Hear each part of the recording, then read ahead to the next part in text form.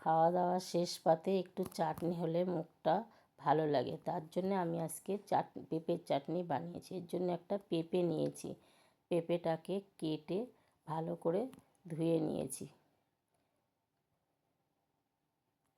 পেঁপে কাটা হয়ে গেলে পেঁপেগুলো আমি কুড়ুনি দিয়ে কুড়ে নিয়েছি।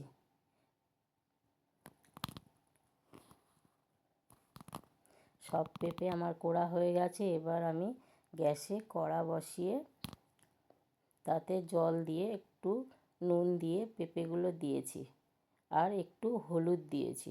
পেঁপেগুলো ভালো সিদ্ধ হয়ে গেলে একটা জালতিতে আমি জল ঝরিয়ে নিয়েছি।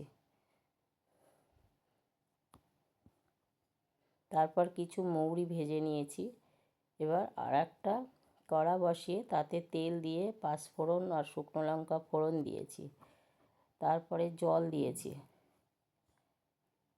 তারপরে চিনি দিয়েছি। চিনিটা ভালো করে গুলে গেলে